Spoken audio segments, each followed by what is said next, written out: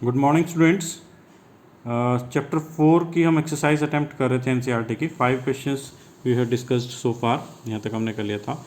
Now move on to question 6।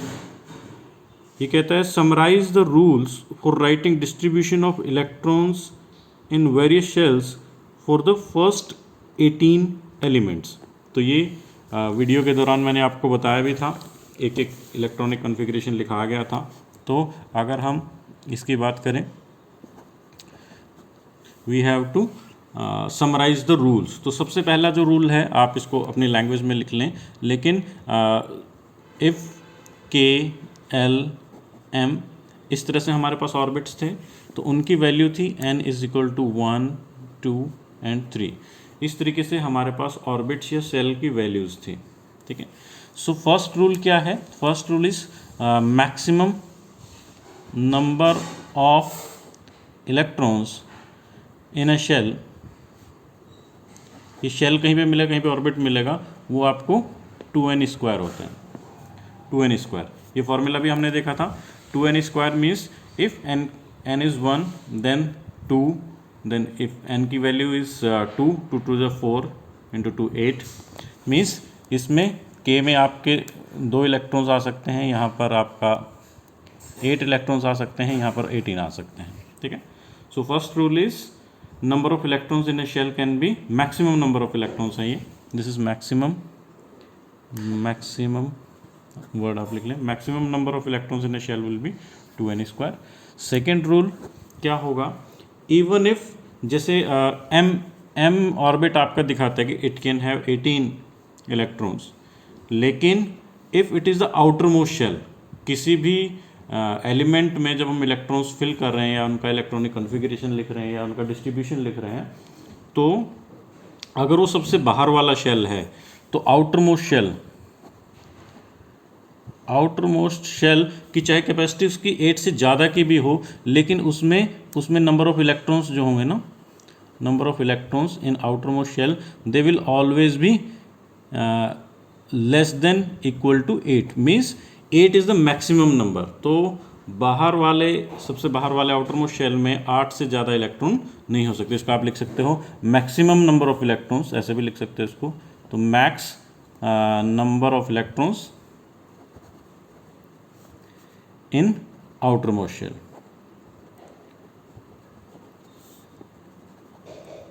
Shell can't be greater than 0, can't be more than 8 से ज़्यादा किसी में नहीं हो सकते। तो इस तरीके से आप अपनी लैंग्वेज इस्तेमाल करें, खुद से आंसर बनाएंगे तो ज़्यादा बेहतर है। But the basic rules, first is 2n² से हम वैल्यू दिखाते हैं। Second is maximum number of electrons in outermost shell है, वो आपका 8 होगा। और third is electrons are filled in sequence. तो जो इलेक्ट्रॉन्स हैं n इज इक्वल टू 1, यानी फर्स्ट शेल पहले भरा जाएगा, उसके बाद n is equal to 2 means electrons are distributed in increasing order of their shell number. तो जैसे जैसे शेल नंबर इंक्रीज होता है इसी डायरेक्शन में हमको, मीन्स पहले हमें k शेल में इलेक्ट्रॉन फिल करने हैं। सपोज देयर आर 2 इलेक्ट्रॉन्स, तो पहले k शेल फिल होगा। ऐसा नहीं कि हम k में 0 कर सकते हैं और l में इलेक्ट्रॉन्स दे सकते हैं। ये सब ऑलरेडी वीडियो में डिस्कस हो चुका है, पुराना वीडियो आप रेफ़र कर सकते हैं, तो सारी चीज़ें आपको मिल जाएंगी। इस तरीके से आप आंसर अटैम्प्ट करें इसका। और कोई प्रॉब्लम है तो मैं आपको प्रॉपर लैंग्वेज के साथ भी हेल्प करूँगा। Let's move on to question 7th that talks about valency. Define valency by taking example of silicon and oxygen. So ये भी ऑलरेडी एक्सप्लेन किया जा चुका है, एक बार फिर से देखते हैं वैलेंसी क्या है।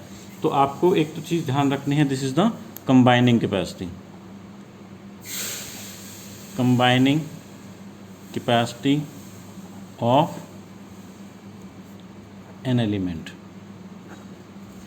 कंबाइनिंग कैपेसिटी जो होती है वो उसकी वैलेंसी कहलाती है। मीन्स वो कितने बॉन्ड बना सकता है, कितने दूसरे एटम्स के साथ वो बॉन्ड बना सकता है, कंबाइनिंग कैपेसिटी है। और इसको डिफाइन करने का एक और तरीका क्या हमने एक्सप्लेन किया था कि every element tries to fulfil its outermost shell. तो ऑक्टेट रूल जो था कि सबसे बाहर वाले शेल में हमेशा जो एलिमेंट्स या एटम्स की टेंडेंसी रहती है कि सबसे बाहर वाले शेल में आपके 8 इलेक्ट्रॉन्स हों। तो इसको हम एक तरीका ये हो गया कंबाइनिंग कैपेसिटी, एक तरीके से डिफाइन कर सकते हैं। थोड़ा सा और इसको एक्सप्लेन करके नेक्स्ट पॉइंट में हम क्या लिख सकते हैं, it is valence is the number of electrons which an element can lose और गेन।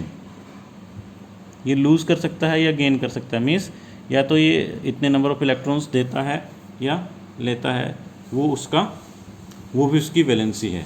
ये भी अगेन ऑक्टेट रूल से ही चलेगा। हमने आपको 1 to 18 सभी एलिमेंट्स का बताया था कि अगर उसका शेल फिल्ड है तो वो कोई इलेक्ट्रॉन ना देगा ना लेगा, जैसे नोबल गैसेस हैं। लेकिन अगर उसके आउटर मोस्ट शेल वो फिल्ड नहीं है या उसमें 8 इलेक्ट्रॉन्स नहीं है तो उसको पूरा करने के लिए या तो इलेक्ट्रॉन्स देता है या वो लेता है। इस तरीके से आप इसको 2 तरीके से डिफाइन कर सकते हो।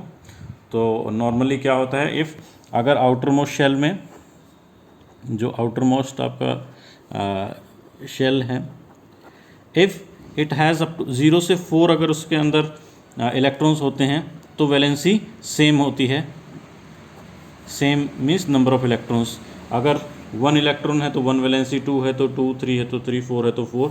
But if number of outermost shell में number of electrons are 5 to 8 तो 8 माइनस नंबर ऑफ इलेक्ट्रॉन्स, इस तरह से वैलेंसी निकालते हैं। यानी अगर किसी के बाहर वाले शेल में 5 इलेक्ट्रॉन है तो 8 माइनस 5 3 होगी उसकी वैलेंसी, 6 है तो 2 होगी उसकी वैलेंसी, और 7 है तो 1 होगी उसकी valency. If there are 8 electrons in the outermost shell तो उसकी वैलेंसी जो 0 हो जाएगी, कोई कंबाइनिंग कैपेसिटी उसकी नहीं होगी। तो हम एग्जांपल ले सकते हैं ऑक्सीजन का। तो यहाँ पर ऑक्सीजन के एग्जांपल से हम समझ सकते हैं ऑक्सीजन है एटॉमिक नंबर ऑफ 8। तो पहले शेल में 2 इलेक्ट्रॉन होते हैं, नेक्स्ट में वी हैव 6 इलेक्ट्रॉन्स। तो यहाँ पर वैलेंसी क्या है, इस रूल से गवर्न होगी, मीन्स मोर देन 5 हैं तो valency is 8 minus 6 that is 2। आप इसको ऐसे भी समझ सकते हो कि ऑक्सीजन अगर अपना ऑक्टेट कंप्लीट करना चाहे, एल शेल में अगर वो 8 इलेक्ट्रॉन्स लाना चाहे तो वो 2 इलेक्ट्रॉन्स गेन करके अपना ऑक्टेट कंप्लीट कर सकता है। तो जो number of electrons oxygen will gain is 2, तो वही उसकी कंबाइनिंग कैपेसिटी है, वही उसकी वैलेंसी। तो ऑक्सीजन की वैलेंसी हो गई आपकी 2। Now move on to silicon which has 14 electrons.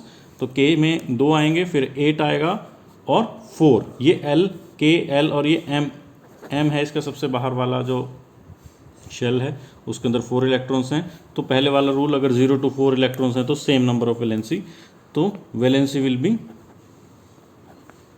4। 4 valency होगी इसकी, ठीक है। So it can make 4 bonds और it can combine with 4 elements. That is how valency is defined for silicon. Let's move on to next question that talks about question 8. Explain with example atomic number, mass number, isotopes, isobars. Give any 2 uses of isotopes. तो almost ये define हम explain कर चुके हैं, एक बार फिर short में मैं आपको बता देता हूँ। तो जो एटॉमिक नंबर है, atomic number is simply the number of protons in an element. जो हमारे न्यूक्लियस में होते हैं, number of protons, positively charge particle होते हैं, ये हमने एक्सप्लेन कर दिया था। तो एटॉमिक नंबर क्या है, नंबर ऑफ प्रोटॉन्स, क्योंकि ये नंबर ऑफ इलेक्ट्रॉन्स के भी बराबर होते हैं and the atom is electrically neutral, तो आप इसको नंबर ऑफ इलेक्ट्रॉन्स भी कह सकते हैं, बट बाय कन्वेंशन हम इसको number of protons in an element कहते हैं, इन एन एटम कहते हैं, ठीक है। So next is the mass number.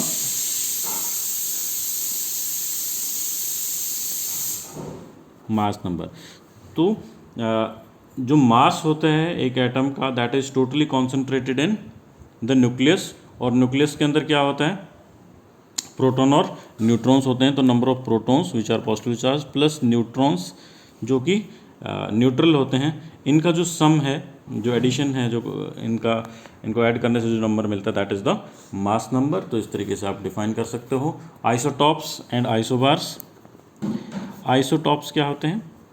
Isotopes तो एटम्स होते हैं of the same element, same he element के वो atoms which have different mass number, इनका मास नंबर डिफरेंट होता है। अब atom of the same element हैं तो ऑब्वियसली इनका एटॉमिक नंबर सेम होगा और मास नंबर डिफरेंट होगा। जैसे हमने हाइड्रोजन के प्रोटियम ड्यूटेरियम बताए थे, प्रोटियम ड्यूटेरियम ट्रिटियम, वो एग्जांपल आप लिख सकते हो। और इसी तरह आइसोबार्स क्या होंगे? आइसोबार्स में थोड़ा सा चेंज हो जाएगा ये। तो आइसोबार्स क्या हैं हमारे? आइसोबार्स हैं एटम्स ऑफ डिफरेंट एलिमेंट, यहाँ पर डिफरेंट एलिमेंट्स के वो atom which have same mass number. तो आइसोटॉप्स और आइसोबार्स में अंतर जो अच्छे से समझ लें, इनके एक एक एग्जांपल आप अच्छे से मेमोराइज कर लें, एग्जामिनेशन के पॉइंट ऑफ व्यू से भी बहुत ज़्यादा ज़रूरी है। तो यहाँ पर क्या हो सकता है? Suppose we have sodium and we have neon, ये दोनों, sodium has 11 as atomic number and neon has 10, दोनों के एटॉमिक नंबर अलग हैं, इसीलिए वो अलग एलिमेंट हैं, तो एटम ऑफ डिफरेंट एलिमेंट हो गए, लेकिन they have the same mass number which is 22, ये होता है। तो ये एग्जांपल आप याद कर सकते हो। और आइसोटॉप का भी आप हाइड्रोजन जो प्रोटियम ड्यूटेरियम और ट्रिटियम, वो आप याद कर सकते हो आइसोटॉप्स। तो नेक्स्ट एक छोटा सा पॉइंट ये भी आ जाता है कि कुछ आइसोटॉप स्पेशल होते हैं। तो कोबाल्ट का एक आइसोटॉप है that is used in treatment of cancer, तो कोबाल्ट का कैंसर के ट्रीटमेंट में यूज़ होता है। आयोडीन का एक आइसोटॉप है that is use in the treatment of goitre को। तो इस तरह से आप यूज़ कर सकते हो, इसको मेमोराइज कर सकते हो, ठीक है। और अपनी लैंग्वेज में आप इसका आंसर बना सकते हैं, अगर अंडरस्टैंडिंग होगी तो there will not be any problem. अभी तक हमारा 8 questions have been covered. So इसमें in case of any doubt contact me, try to solve them in your notebook. Thank you.